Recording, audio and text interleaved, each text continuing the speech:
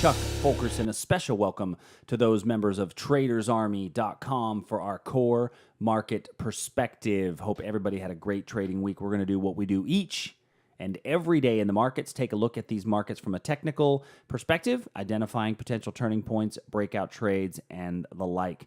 Real quick caveat for those of you new to the channel, do me a favor, click a subscribe to the channel so that you get the updates as they come. And these trades that we're looking at are the lines that we draw. We leave them on the charts because we want to be held accountable to the trades that we identify. As traders, we all have to be held accountable, and our P&Ls do that for us. So let's go ahead and dive right in. On the weekend edition, I like to go a little bit bigger picture at times. And last week, we really just saw a whole lot of nothing happening. And I had spoken last week on Friday morning about the potential for a breakdown. And it was both the S&P and the Nasdaq. So I'm going to leave both of the S&P and the Nasdaq sitting together side by side. And we can see that as the markets opened tonight, we did get a little bit of a breakdown. We broke down out of this area through here. And I think there's room for this thing to keep falling. Now, the S&P hasn't quite given us the same breakdown yet. I will say that this week, I don't feel like we're going to get a whole lot of announcements before the Fed speaks later in the week. And you know, the Fed speaking later in the week, the more hawkish we are, the more I think that we're going to go down. And there's just something that tells me that we're going to break out to the downside.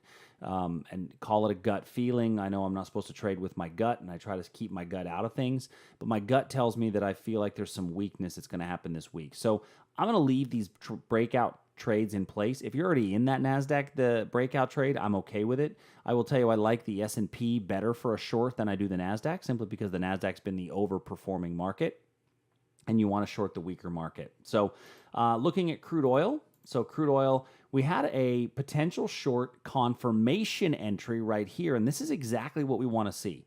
When I'm going to be wrong, I want to be wrong big time, meaning I didn't even get filled on this trade because our rules on this is that if it comes to this area, we get short on the reversal as it comes back out because it's a dashed line. Dashed lines always mean that we wait for confirmation. This trade, no way you should have gotten into this trade, would not have followed the rules. And so by not breaking the rules, you stay out of it, and so you miss any of that little loss that you would have occurred in that trade. Now remember, we had that set up that way because we've already been to that area once. It was a fairly weak area to begin with, and so I'm not surprised that it blew through, and that's why we set up those dashed line trades to begin with. As far as adding anything new to crude oil, I'm really not at this point comfortable doing that. I'm going to leave crude be. There's nothing I'm going to add. I will say, you know, we did get this is a good reversal candle right here. And based off the level that blew right through, this could be a potential, candle-to-candle entry right here. So if you're long on it right now, I'd have a stop just below this candle's low, and I'd be moving that stop up as we get new ones that accumulate. Looking at gold. Now, gold, unfortunately, we just missed the entry on gold. This was a confirmation style of an entry that will remain in play as well. Nothing more to add on gold, just like there's nothing more to add on the other markets. So when you have one of those days, or frankly even one of those weeks where the markets don't do a whole lot, we're not going to add a whole lot of positions. I don't want to add more lines just for the sake of adding more lines. In the bonds, we still have a breakdown. This is the breakdown that I had talked about on Friday. I'm not sure if any of you were able to take this. We said that if we do break below this trend line, then there's room for price to go down.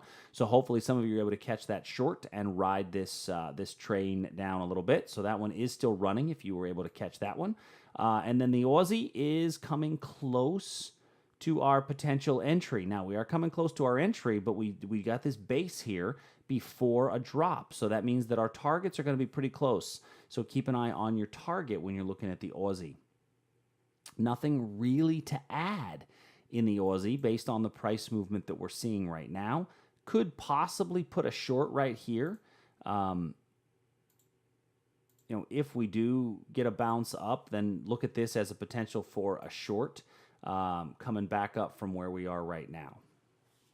Looking at the euro, nothing to add in the euro or in the Canadian. The Canadian, we had a breakout short on the Canadian dollar. I'm not sure how many of you took that short on the Canadian, but that is still running. So our breakout trades have really been our bread and butter trades for the last couple of weeks, because that's really the setups that have been a little bit more effective in this style of market environment. Great British Pound, we had the breakout trade up here, and we've kind of continued that run higher. There's another potential for a breakdown below this line. I'll leave this in place.